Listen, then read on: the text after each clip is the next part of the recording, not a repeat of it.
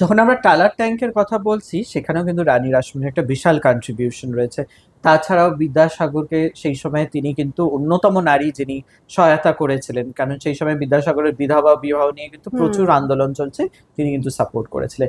এবার চলে আসি ব্রিটিশদের তিনি কিভাবে নাজেহাল করেছেন। হুম। কারণ রানী রাসমণিকে এতটা আমরা শুধু মন্দিরে কনফাইন করে রেখেছি, আমরা নারী বা এই মহিলা যে সশক্তিকরণে হুম। উনার নামটা কিন্তু বলতে ভুলে যাই। সেটা কিন্তু আমাদের বাঙালিদের অন্যায় এবং সেটা স্বীকার করতে হবে।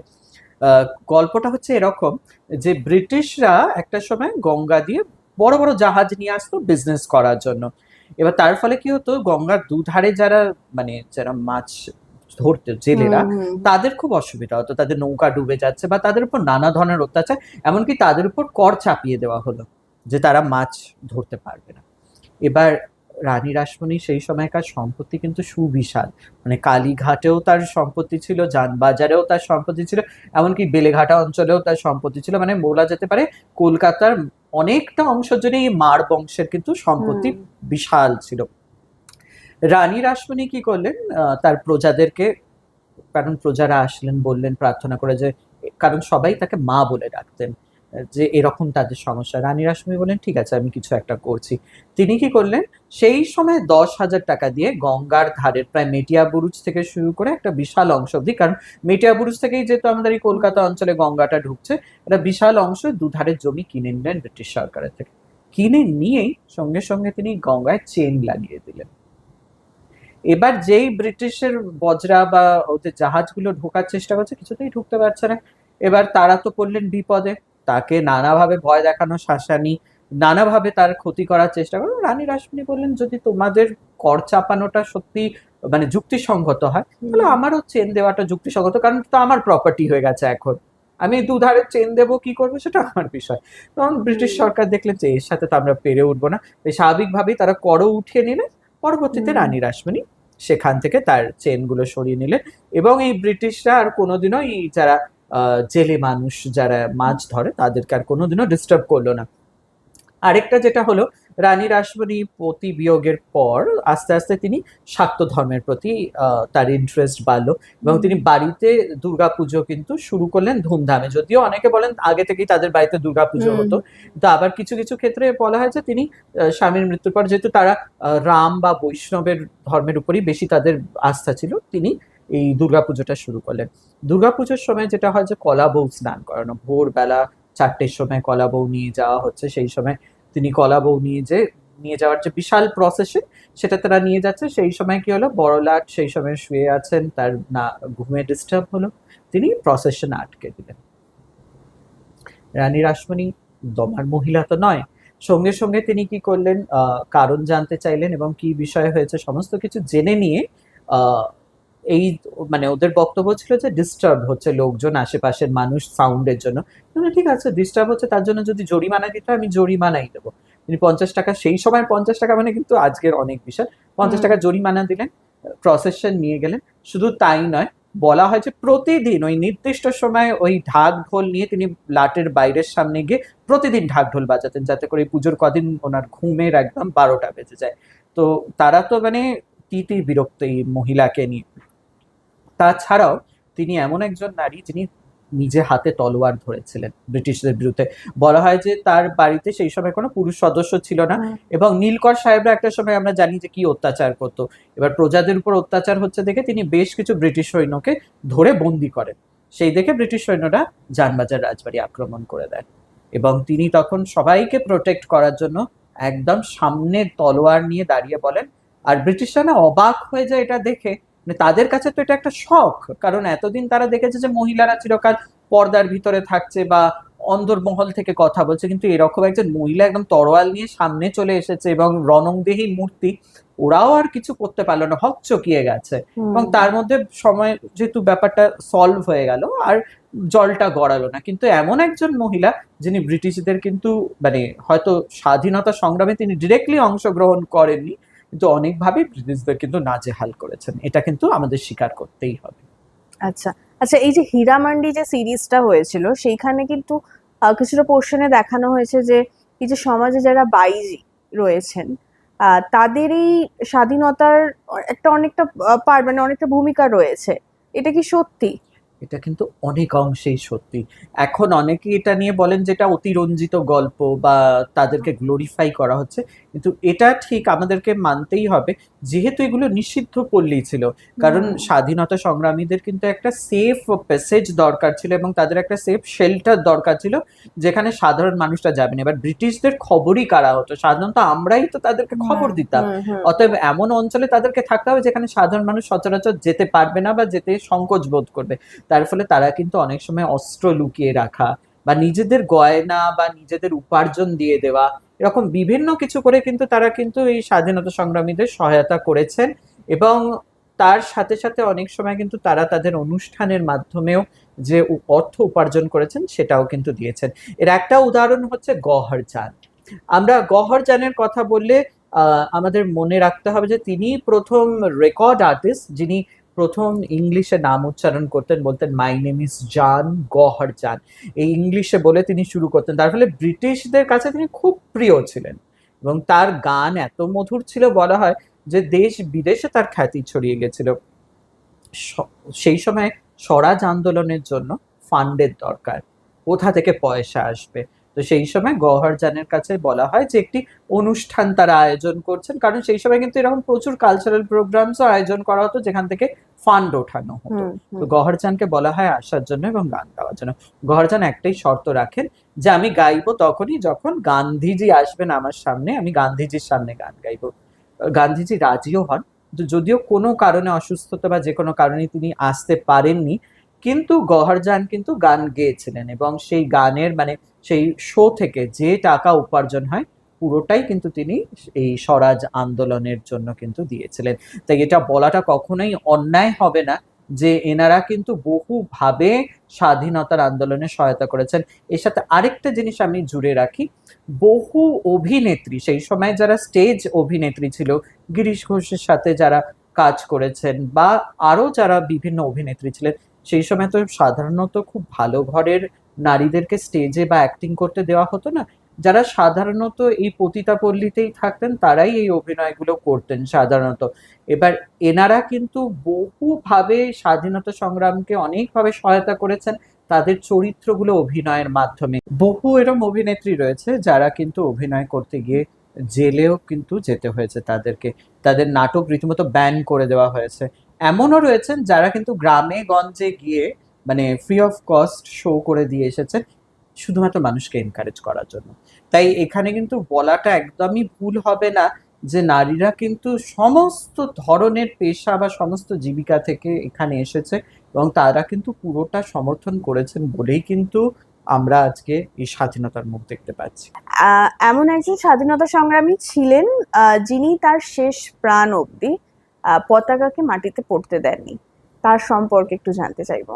একদম। আমরা বলছি মাতঙ্গিনী হাজরা বা গান্ধী বুড়ি যাকে আমরা হুম বলে হুম থাকি। হুম এবার এখানে একটা জিনিস খুব মাথায় রাখা দরকার যে আমরা এখনো অব্দি যাদের যাদের কথা বললাম তারা প্রত্যেকেই কিন্তু মোটামুটি একটা নির্দিষ্ট বয়সের, কিন্তু হুম মাতঙ্গিনী হাজরার কথা যখন আমরা বলছি তিনি কিন্তু বয়সের একদম সায়ান্নে পৌঁছে গেছেন। তিনিও কিন্তু দেশ নিয়ে যথেষ্ট সচেতন হুম এবং আমাদের মনে রাখতে হবে যে স্বাধীনতা সংগ্রামের আলোচনা করলে সবসময় যে বয়স বা সবসময় যে শিক্ষা একটা বড় ফ্যাক্টর তা কিন্তু নয়। হুম দেশ নিয়ে যে আমরা সবাই সচেতন সেটা কিন্তু এটা একটা বড় উদাহরণ। ১৯৪২ সাল ২৯শে সেপ্টেম্বর সম্ভবত আহ, প্রথমবার তিনি মানে এই আন্দোলন করতে গিয়ে যখন গুলি খেলেন ব্রিটিশে। এর আগেও কিন্তু তিনি বহুবার আন্দোলন করেছেন, কিন্তু এই গুলি খাওয়ার অভিজ্ঞতাটা তার প্রথমবার এবং শেষবারের মতো হলো। আহ, অনেকে বলে থাকেন যে মাতঙ্গিনী হাজরা এটা প্রথমবার পতাকা ধরেছেন, কিন্তু আমরা যদি ওনার লাইফ একটু দেখি কিন্তু বহুবার মানে বহুদিন ধরেই কিন্তু তিনি এই স্বদেশী আন্দোলনের সাথে জড়িত ছিলেন এবং তিনি নানাভাবে কিন্তু এই আন্দোলনে এগিয়ে গেছেন। সেদিনও তিনি কিন্তু একইভাবে একদম মিছিলের সামনে পতাকা নিয়ে এগিয়ে চলেছেন। ব্রিটিশ গুলি শুরু করলো যেভাবে নির্দয়ভাবে তারা শুরু করে। প্রথম গুলিটা তার শরীরে বিঁধল, সবার প্রথম গুলিটা তার শরীরেই বিঁধল এবং তিনি কিন্তু এগিয়ে চললেন মানে অ্যাজ ইফ কিছুই হয়নি। মানে একটা গুলি লাগার বেদনা যে কি হতে পারে এবং ওই বয়সে একজন মানুষের, সেটা আমরা সবাই কল্পনা করতে পারি। হুম। তিনি কিন্তু সেটাকে ইগনোর করে, হয়তো কিছুটা এটা কারণেও হতে পারে যে তিনি যদি তখনই উফা করতে শুরু করেন সবাই তাহলে ভয় পালাবে বা তাকে নিয়ে অ্যাটেনশনটা সবার নেমে যাবে, তাই তিনি চেয়েছিলেন এগিয়ে যাওয়ার জন্য। হুম। কিছুক্ষণের মধ্যেই আবার আরেকটা গুলি তার শরীরে বাঁধে এবং তিনি এবার বুঝতে পারেন যে তিনি আর এগোতে পারবেন না। সবাই দেখতে পায় যে তিনি যখন আস্তে আস্তে নুইয়ে পড়ছেন, তিনি কিন্তু পতাকাটাকে কিছুতে মাটিতে পড়তে দিচ্ছেন না। এই পতাকাটাকে উঁচু অবস্থায় রেখে পতাকাটাকে তিনি কিন্তু মুখে তখনও বন্দে মাতরম বলে যাচ্ছেন। যারা প্রত্যক্ষদর্শী সেই সময়কার, তারা কিন্তু বলেন যে তিনি শেষ প্রাণ অবধি বন্দে মাতরম বলে যাচ্ছেন। তো এই ধরনের নারীকে যদি আমরা সম্মান না করি, এই ধরনের কষ্টগুলোকে যদি আমরা অ্যাকনলেজ না করি, আসলে আজকে আমরা স্বাধীনতাটা পেয়ে গেছি তো তাই আমরা হয়তো এটার দাম বা এর ভ্যালুয়েশনটা করতে পারি না। কিন্তু যখন স্বাধীনতা পাইনি, আমরা পরাধীন ছিলাম, পরাধীনতাটা যে কি ধরনের ছিল এবং সেটাকে জয় করে স্বাধীনতার পথে নিয়ে আসতে যে মানুষকে কি কি করতে হয়েছিল, সেগুলো এই মানুষের উদাহরণ না জানলে হয়তো, যদি আমরা সবাই এগুলো টেক্সট বইতে পড়েছি, বাট কখনো কখনো একটু নেড়ে ঝেড়ে নিলে আমার মনে হয় আমাদের স্মৃতিশক্তিগুলো আর একটু চকচকে হয়ে যায়। একদম। আচ্ছা, স্বাধীনতায় আমরা এতক্ষণ যাদের কথা শুনছিলাম, মানে আমি তো ঢুকে গেছি তাদের ভিতরেই। এনিওয়েজ, হাউস ওয়াইফদের কিরকম কন্ট্রিবিউশন ছিল? হাউস ওয়াইফদের কিন্তু একটা বিশাল বড় কন্ট্রিবিউশন সেই সময় ছিল। বিশেষত আমরা যদি স্বদেশী আন্দোলনের কথা ভাবি, সেই সময় কিন্তু মহিলারা খুব রিলিজিয়াসলি চেষ্টা করেছিলেন যে বিদেশি সামগ্রী পরিত্যাগ করে দেশীয় হুম। সামগ্রী জিনিসপত্র তারা ব্যবহার করবেন এবং এই কারণেই কিন্তু সেই সময় বিভিন্ন ধরনের দেশীয় কোম্পানি এবং অর্গানাইজেশন তৈরি হতে শুরু করে এবং মহিলারা কিন্তু, মানে আমরা যদি একটু জমিদার বাড়ির বা একটু রয়্যাল ফ্যামিলির মহিলাদের কথা ভাবি, তারা কিন্তু সেই সময় প্রচুর মেকআপ করতেন, প্রচুর সিল্কের শাটিনের শাড়ি এবং বিভিন্ন ধরনের ব্লাউজ তারা ব্যবহার করতেন। সমস্ত কিছুতেই কিন্তু বিদেশি ছাপ তাদের মধ্যে ছিল এবং ছিল। সাজসজ্জার মধ্যে সবটার মধ্যে। তারা কিন্তু ওই সমস্ত কিছু পরিত্যাগ করে খাদির শাড়ি পরতে শুরু করলেন। এমনকি অনেকেই চরকা কাটতেও শুরু করেছিলেন। অনেকেই কিন্তু তাদের জমানো কিছু গয়না, সোনাদানা বিভিন্ন সময়ে এই স্বাধীনতা আন্দোলনে দিতে শুরু করেন। শুধু তাই নয়, তারা একটা জিনিস বুঝেছিলেন যে স্বাধীনতা আন্দোলনের এই আন্দোলনে আর কিছু না হলে তারা কিছুটা নিজেদের অস্তিত্বকে জাহির করতে পারছে। কারণ এতদিন তো তারা পরিবারের শুধুমাত্র মেয়ে, স্ত্রী বা মা হয়েই বেঁচে ছিল। হুম। এতদিন পরে তারা দেশের জন্য কিছু করতে পারছে, দেশের মেয়ে হয়ে নিজেদের আত্মপ্রকাশ করতে পারছে। এটার একটা বড় উদাহরণ আমরা দেখতে পারবো যদি নষ্ট নীল, যেটা সত্যজিৎ রায় পরবর্তীকালে ঘরে বাইরে করলেন, সেখানেও কিন্তু আমরা দেখবো এই স্বদেশী আন্দোলনে কিন্তু মহিলাদের কন্ট্রিবিউশন কতটা ছিল বা তারা কতভাবে এখানে অংশগ্রহণ করেছে। এখানে একটু প্রসঙ্গের বাইরে গিয়ে একটা জিনিস বলে রাখি, দুর্গাপুজো আসছে, আসলে আমার ওই স্বভাবটা মাঝে মাঝে এধার ওধার অন্য ট্র্যাকে চলে যাওয়া। এই দুর্গাপুজো নিয়ে কিন্তু স্বদেশী আন্দোলনের একটা অংশ না বললেই নয়। আমরা অনেকেই মা দুর্গা দেখতে গেলে ডাকের সাজ হুম। বলে হুম। খুব লাফাই। ডাকের সাজ বলতে আমাদের মাথায় আসে হচ্ছে শোলার গয়না, বাট ওটা হুম। কিন্তু অ্যাকচুয়ালি ডাকের সাজ নয়। ব্যাপারটা হচ্ছে ডাকের সাজ মানে হচ্ছে, ডাক মানে হচ্ছে পোস্ট, পোস্ট আচ্ছা। থেকে যে সাজগুলো আসতো সেগুলো। এবার যেটা হতো যে আগেকার দিনে যখন দুর্গাপুজো হতো তখন ফয়েল টয়েল গুলো, যেগুলো আজকাল তো প্লাস্টিক ব্যবহার হুম। হয়, সেই সময় সেগুলো অরিজিনাল ফয়েলস বা মেটালস গুলো, সেগুলো কিন্তু অরিজিনাল হতো এবং সেগুলো মোস্টলি জার্মান থেকে আসতো বা বিভিন্ন দেশ থেকে আসতো এবং সেগুলো তারা ওই পোস্টের মাধ্যমে পাঠাতো বলে সেই দিয়ে সাজানো হতো বলে এটা হচ্ছে ডাকের ডাকের সাজ সাজ। বলা হয়। এবার এরপরে যেটা দাঁড়ালো যে বাড়ির মহিলারা বলতে শুরু করলো যে না, আমরা যদি এরকম করে খাদির শাড়ি পরি তাহলে মাকে কেন আমরা ওই মানে ডাকের সাজে সাজাবো, তাই হুম। মাকে আমরা দেশীয় কিছু ভাবে করব। হুম। এবং এটা বলা যেতে পারে অলমোস্ট মহিলাদেরই কল্পনা এবং চিন্তা ভাবনা এবং তাদের ইন্সপিরেশন অনেকটাই এর মধ্যে রয়েছে যে তারা শুরু করলো শোলার সাজ। তারা বললো যে মাকে আমরা এমন কিছু দিয়ে সাজাবো যেটা আমাদের দেশের নিজস্ব হবে এবং আমরা নিজের মতো করে সাজাবো এবং সেই থেকে কিন্তু শোলার সাজ করানো মায়ের খুব একটা বিশাল ট্রেন্ড হয়ে দাঁড়ালো। হুম। এবার এখানে বলতে গেলে যেটা যার নাম বলতে হয় তিনি হচ্ছেন বাসন্তী দেবী। বাসন্তী দেবী কলেজের কথা আমরা অনেকেই হুম। শুনে হুম। থাকবো। উনি কিন্তু দেশবন্ধু চিত্তরঞ্জনের স্ত্রী ছিলেন এবং উনি কিন্তু একজন অন্যতম প্রধান উদাহরণ। উনি কিন্তু উনার স্বামীর মৃত্যুর পরেও কিন্তু আন্দোলন করে গেছেন। মানে 1921 সাল থেকে ওনার আন্দোলনে তিনি সশক্তভাবে অংশগ্রহণ করেছেন। তিনি বিভিন্ন মিটিংসে গেছেন এবং বহু নারীকে ইন্সপায়ার করেছেন আসার জন্য। স্বামীর মৃত্যুর পরেও তিনি কন্টিনিউয়াসলি এই আন্দোলনে অংশগ্রহণ করেছেন। এমনকি নেতাজি সুভাষচন্দ্র বোস পর্যন্ত ওনাকে মা বলে সম্বোধন করতেন। মানে এতটাই ওনার সম্মান ছিল স্বাধীনতা সংগ্রামীদের কাছে। এবং লালা লাজপত রায়ের মৃত্যুর পরে সারা দেশে যখন আন্দোলন, সেই সময়ও কিন্তু তিনি যথেষ্ট ইম্পর্টেন্ট পার্ট প্লে করেন। মানে আমি যেটা একটা উদাহরণ হিসাবে ওনাকে দেখালাম, এরকম বহু উদাহরণ কিন্তু আছে। আচ্ছা, এতক্ষণ আমরা যাদের কথা শুনলাম তারা প্রত্যেকেই উচ্চ বংশ বা জমিদার বংশ থেকে বিলং করে এসেছেন। এমন কেউ কি স্বাধীনতা সংগ্রামী ছিলেন যিনি অতি সাধারণ ঘর থেকে এসেছেন? একদম। আমরা যদি দেখি 1932 সাল, সম্ভবত 31 বা 32-এর মাঝে, 12ই জুন দিনটা ছিল। সাবিত্রী দেবী বলে এক মহিলা, গ্রামীণ বিধবা মহিলা, স্বামী মারা গেছে, ছেলের নাম হচ্ছে রামকৃষ্ণ। এই মা আর ছেলে সূর্য সেন, মাস্টারদা সূর্য সেন, প্রীতলতা ওয়াদ্দেদার এবং তার সাথে সাথে আর বাকি যারা বিপ্লবী ছিলেন তাদেরকে আশ্রয় দেন। শুধু আশ্রয়ই দেন না, তাদেরকে নানাভাবে বিভিন্ন সময় সহায়তাও করেন। সেই দিনটা ছিল খুব বিশেষ, কারণ যে কোনো কারণেই ব্রিটিশ সৈন্যরা খবর পেয়ে যায় এবং তাদের বাড়িতে তারা আক্রমণ করে। এবং সেই সময় তাদেরই দলের একজন স্বাধীনতা সংগ্রামী মৃত্যুবরণ করেন, কারণ তার দায়িত্বই ছিল হচ্ছে মাস্টারদাকে কোনো মতে যাতে করে সেখান থেকে বার করে নেওয়া যায়। কারণ তিনি যদি মানে ওদেরকে ডিস্ট্র্যাক্ট না করেন বা তার মৃত্যু যদি না হয়, তাহলে তো সবাই ধরা পড়ে যাবে। কিন্তু ব্যাপারটা যেটা দাঁড়ালো যে তারা তো পালিয়ে গেলেন, কিন্তু এই মা ছেলেকে কিন্তু বন্দি করা হলো এবং মা ছেলে জেলে রইলেন। অকথ্য অত্যাচার তাদেরকে করা হতো। বিশেষত যিনি ছেলে ছিলেন রামকৃষ্ণ ভদ্রলোক, ওনাকে প্রচুর অত্যাচার করা হতো, এতটাই খাটানো হতো যে জেলের মধ্যেই ওনার যক্ষা বা টিবি হয় এবং তাতে উনি মারাও যান। এবং মানে ব্রিটিশদের অত্যাচারের লেভেল এরকম বা স্ট্যান্ডার্ডই এরকম যে ওরা সবসময় শারীরিক অত্যাচারের থেকেও মানুষকে মানসিকভাবে ভাঙাটা খুব পছন্দ করতো। তাই শেষ যাত্রায় মাকে তার ছেলের মুখটা পর্যন্ত দেখতে দেওয়া হয়নি। পরবর্তীকালে মা জেল থেকে মুক্তি পাওয়ার পরে তার নামটা কোথাও হারিয়ে যায়, আমরা কিন্তু তাকে সেইভাবে আর স্মরণ করিনি। যদিও আজ সেটা একটা অন্য দেশ হয়ে গেছে, দেশ ভাগের পর সেখানের মানুষ হলেও হয়তো তাকে মনে রেখেছেন। আমাদের এই প্রান্তে তো স্বাভাবিকভাবেই নামগুলো আমরা ততটা মনে রাখিনি। যেরকম বহু মা রয়েছেন যারা হয়তো বহু বিপ্লবী সন্তানদেরকে নিজেদের জীবন দিয়ে বা নিজেদের সবটুকুনি দিয়ে আশ্রয় দিয়েছেন।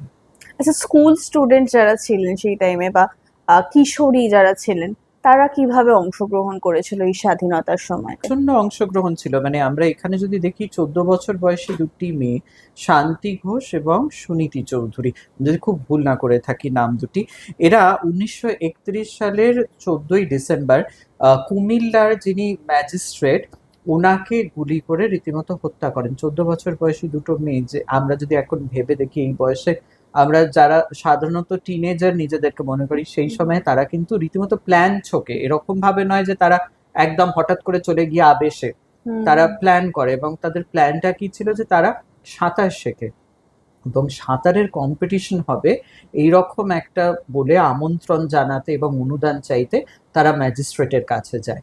এবং ম্যাজিস্ট্রেটের কাছে যেহেতু বাচ্চা, খুব স্বাভাবিক টিনেজার, তাকে তো আর সন্দেহের কোনো দরকার থাকেই না, অবকাশও নেই। এবং সামনে থেকে তারা গুলি করেন ম্যাজিস্ট্রেটকে এবং সঙ্গে সঙ্গে ম্যাজিস্ট্রেট মারা যায়। এবং এরপরে যেটা হয় যে ওনার দুজনেরই জেল হয়। যেহেতু ওনার বয়সে দুজনেই খুব ছোট, তাই মৃত্যুদণ্ড হয়নি, যাবজ্জীবন কারাদণ্ড দেওয়া হলো। 31 সালে তারা মুক্তি পায় এবং পরবর্তীকালে সুনীতি দেবী আবার ডক্টর হন এবং মানুষের সেবায় নিয়োজিত হন। আরেকজন ছিলেন বাণী দাস। এই বাণী দাসেরও কিন্তু ওই একই ওই বয়সের রেঞ্জ আমরা ধরে নিতে পারি, কিশোরী ছিলেন। তিনিও কিন্তু যেটা করেছিলেন সেটাও কিন্তু অসাধারণ। তিনি যদিও সফল হতে পারেননি তার কাজে, কিন্তু কলকাতা ইউনিভার্সিটিতে সেই সময় যিনি আর কি স্ট্যানলি জ্যাকসন, যিনি সেই সময়কার গভর্নর ছিলেন, তিনি কলকাতা ইউনিভার্সিটিতে আসেন সমাবর্তন বা কনভোকেশনের দিন। তিনি সেখান থেকেই তাকে গুলি করেন। গুলিটা যদিও তার গায়ে লাগেনি, মিস হয়ে যায়, কিন্তু তিনি কিন্তু ধরা পড়েন এবং সেখানে তার জেল হয়। পরবর্তীকালে তিনি জামিন পান। জামিন পাওয়ার পর আবার তিনি কিন্তু স্বাধীনতা সংগ্রামের সাথে যুক্ত হন এবং পরবর্তীকালে দ্বিতীয়বার তার জেল হয়। তারপরে পরবর্তীতে তিনি মুক্তি লাভ করার পর তিনি তার পড়াশোনাকে এগিয়ে নিয়ে যান এবং পরবর্তীকালে সেই সময়কার যে আন্দোলন ছিল সেই আন্দোলনের সাথে যুক্ত হন। তখন তো স্বাধীন ভারতবর্ষ। তাই এই তিনজনের নাম কিন্তু খুব উল্লেখযোগ্য, যারা ছাত্রী ছিলেন সেই সময়, এবং তারা কিন্তু খুব গুরুত্বপূর্ণ একটা পার্ট সেই সময় প্লে করেছিলেন। ওই 14, 15 থেকে 18, 19 বা 20 এর মধ্যে, মানে টিনেজ, কিন্তু তাদেরও কতটা দেশ বা সমাজ সচেতন তারা ছিলেন, এটা কিন্তু সত্যি আমাদের মন্ত্রমুগ্ধ করে। আচ্ছা, আজাদ হিন্দ ফৌজের ঝাঁসি বাহিনী, নেতাজি কিভাবে মহিলাদের এগিয়ে নিয়ে এসেছিলেন? আহ, সালটা যতদূর সম্ভব 1943 সাল জুলাই মাস। নেতাজি সুভাষচন্দ্র বোস সেই সময় আজাদ হিন্দ ফৌজ যখন গঠন করলেন, তারই সাথে সাথে প্যারালালি কিন্তু তিনি ঝাঁসি বাহিনী গঠন করলেন এবং তার লিড করছিলেন হচ্ছে লক্ষ্মী সাইগল। লক্ষ্মী সাইগলের কথা হয়তো আমরা অনেকেই জানি বা তিনি অত্যন্ত পরিচিত একজন নাম। এই লক্ষ্মী সাইগল ছাড়াও এই পুরো রেজিমেন্টটায় প্রত্যেক কিন্তু নারী ছিলেন এবং প্রত্যেকেই কিন্তু ইয়াং, এবং প্রত্যেকেরই কিন্তু একটা বড় স্বপ্ন, একটা বড় অনুপ্রেরণা ছিল স্বাধীন ভারত দেখার। তাই আজ যখন আমরা অনেকেই ভাবি যে নারী বাহিনী, মানে এখন অবধি ভারতবর্ষে সেইভাবে আমি যদি খুব ভুল না করে থাকি, ফুল ফ্লেজেড ওমেন আর্মি তৈরি কিন্তু হয়নি।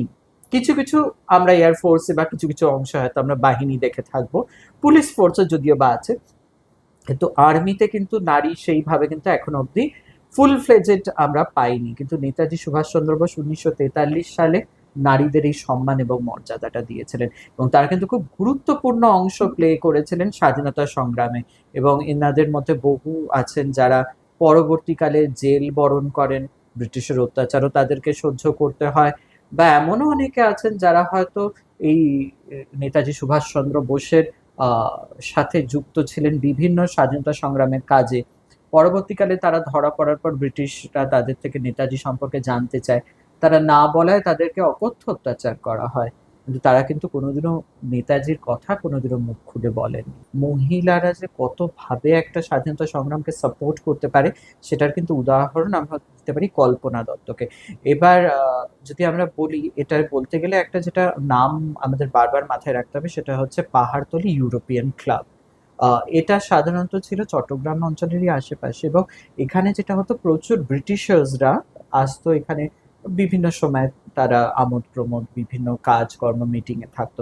তার ফলে এটা কিন্তু স্বাধীনতা সংগ্রামী বা স্বদেশী যারা করতো আন্দোলন, বা যারা আমরা যাদেরকে ফ্রিডম ফাইটার বলছি, তাদের জন্য একটা কিন্তু খুব সুন্দর লক্ষ্য ছিল যে এখানে যদি আঘাত হানা যেতে পারে তাহলে কিন্তু অনেককেই কিন্তু আমরা একসাথে কুপকাত করতে পারবো। কল্পনা দত্ত একে তো প্রচণ্ড শিক্ষিতা ছিলেন, তিনি একাধারে শিক্ষিকা ছিলেন, পড়াশোনা করাতেন, তারই সাথে সাথে তিনি বেথুন কলেজ থেকে পড়াশোনা কমপ্লিট করেন। এবং তার সাথে যেটা হয় যে তিনি কিন্তু স্বাধীনতা সংগ্রামের সাথে জড়িত ছিলেন, মাস্টারদা সূর্য সেনের সাথে তিনি ওতপ্রোতভাবে জড়িত। এবং এই যে পাহাড়তলি ক্লাব আক্রমণ করা হবে, ইউরোপিয়ান ক্লাব, তার তিনি কিন্তু পর্যবেক্ষণ করার জন্য তিনি ইন্সপেকশন করতে যান ছদ্মবেশে। সেই সময় তিনি প্রথমবার ধরা পড়েন। তো তার আগে ওনার বৈশিষ্ট্য হচ্ছে তিনি কিন্তু প্রচুরবার অস্ত্রশস্ত্র মানে খুব সাফল্যের সাথে লুকিয়ে স্বাধীনতা সংগ্রামীদের হাতে দিতে পারতেন। গান কটন বলে একটা জিনিস হয়, সেটা তিনি নিজে হাতে তৈরি করতে পারতেন, এটাও কিন্তু তার অন্যতম একটা ক্রেডিট। এবং ওই ইন্সপেকশন করতে গিয়ে কিন্তু তিনি ধরা পড়েন, তার যাবজ্জীবন হলেও পরবর্তীকালে 33 সালে তাকে ছেড়ে দেওয়া হয়। কিন্তু তিনি তো দমে যাওয়ার মানুষ নন, তিনি আবার মাস্টারদা সূর্য সেনের সাথে যোগাযোগ করেন এবং একই সাথে তারা এই স্বাধীনতা সংগ্রামের আন্দোলনে জড়িত হন। সেইবার ওই 1933 সালে আবার ব্রিটিশ সৈন্যরা আক্রমণ করে, কোনোভাবে তিনি বেঁচে গেলেও তার কিন্তু যাবজ্জীবন কারাদণ্ড হয়। পরবর্তীকালে তিনি সেখান থেকে বেরিয়ে আসেন এবং তারপরে দেশের বিভিন্ন আন্দোলনে নিজেকে নিয়োজিত করেন এবং মানব কল্যাণে। আর প্রীতিলতার কথা যদি বলা হয়, প্রীতিলতা ওয়াদ্দেদার, তাহলে সেক্ষেত্রে বলতে হবে যে এরম সাহসী এবং আত্মত্যাগী মহিলা কিন্তু আর কেউ হয় না। কারণ আন্দোলন করতে গিয়ে যখন তিনি দেখলেন যে নিজে আহত হয়েছেন, তিনি চাইলেই কিন্তু সেই সময় পালিয়ে যেতে পারতেন বা কোনোভাবে অন্যকে বলতে পারতেন তাকে আত্মরক্ষা করানোর জন্য বা তাকে বাঁচানোর জন্য। সেটা তিনি না করে সাথে পটাশিয়াম সায়ানাইড নিয়ে গেছিলেন। কারণ তিনি ভেবেছিলেন যদি আমার কোনোভাবে কোনো ক্ষতি হয় তাহলে আমাকে বাঁচাতে গেলে দলের আরো 10টা মানুষের ক্ষতি হতে পারে। সেই জন্য তিনি কি করলেন, পটাশিয়াম সায়ানাইড খেয়ে নিজের প্রাণ বলিদান করলেন। তাই এনাদেরকে যদি আমরা প্রণাম না জানাই, আসলে বারবার ওই যে দুর্গাপুজো আসছে আমরা বলছি আর 70 দিন বাকি, আমরা যখন বারবার বলছি মায়ের কথা, ভুলে গেলে চলবে না তিনি শক্তি রূপেণা সংস্থিতা, ওই যে ইয়া দেবী সর্বভূতেষু মাতৃরূপেণা সংস্থিতা নমস্তস্মৈ নমস্তস্মৈ নমস্তস্মৈ নমো নমঃ। এখানে আমরা দেখলাম এমন একজন মায়াকে যাকে নেতাজি সুভাষচন্দ্র মায়ের সম্মান দিয়েছেন, এমন একজন মাকে যিনি তার সন্তানকে হারিয়েছেন কিন্তু তবু কিন্তু তার কোনো কষ্ট হয়নি মাস্টারদা সূর্য সেনকে আশ্রয় দিতে গিয়ে। ইয়া দেবী সর্বভূতেষু বিদ্যা রূপেণা সংস্থিতা নমস্তস্মৈ নমস্তস্মৈ নমস্তস্মৈ নমো নমঃ। তিনি বিদ্যা রূপেণা, বিদ্যা বলতে শুধু পড়াশোনা তাই নয়, গান বাজনা শিল্প সংস্কৃতি, সেখানে আমরা গহর জানকে দেখলাম, আমরা প্রীতিলতা ওয়াদ্দেদারকে দেখলাম, কল্পনা দত্তকে দেখলাম, এরকমই আরো বহু আমরা দেখলাম উদাহরণ যারা কিন্তু শিক্ষার একদম শিখরে পৌঁছেও কিন্তু দেশকে ভোলেনি, তাদের শিক্ষা এবং জ্ঞান এবং বিদ্যার মাধ্যমে দেশকে সেবা করেছে দেশের স্বাধীনতায়। ইয়া দেবী সর্বভূতেষু লক্ষ্মী রূপেণা সংস্থিতা, বাড়ির লক্ষ্মী যারা হাউস ওয়াইফস তারাও কিন্তু বারবার এখানে জড়িয়ে গেছেন। এবং ইয়া দেবী সর্বভূতেষু শক্তি রূপেণা সংস্থিতা, সেখানে তো আমরা দেখতেই পাচ্ছি যে নারীরা সশস্ত্র আন্দোলনে জড়িয়ে পড়েছেন। তাই ওই যে বলে, লোকে বলে মহামায়া কন্যা ভগিনী কভু জায়া, মায়ায় ফুলাইছ সবে তাই তো তুমি মহামায়া। তাই দুর্গার অংশ সব নারীর মধ্যে রয়েছে, আর সেটারই প্রমাণ হচ্ছে আমাদের এই সশস্ত্র স্বাধীনতা আন্দোলনে নারীদের অংশগ্রহণ। কারণ তারাই হচ্ছেন দেবীর অংশ, তারা আছেন বলেই আজ যখন 15ই আগস্ট আমরা লাইনে দাঁড়িয়ে পতাকা তুলে জিলিপি বা লজেন্স, এটা ছোটবেলায় আমাদের একটা পার্ট অফ সেলিব্রেশন ছিল যে আমরা পতাকার থেকে বেশি ইন্টারেস্টেড ছিলাম যে কটা চকলেট জোগাড় করতে পারছি কোন কোন পাড়ায় ঝান্ডা তুলতে গিয়ে, এটা কিন্তু আমাদের ছিল।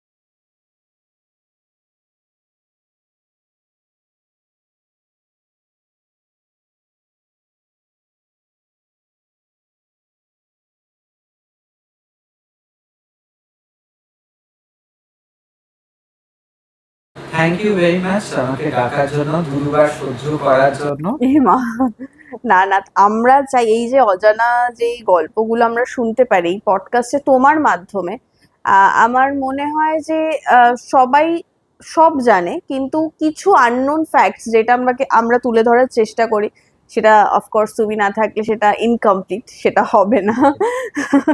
তো সেইটা আমরা যে দর্শকদের শোনাতে পারি, জানাতে পারি, এটার জন্য তোমাকে থ্যাংক ইউ।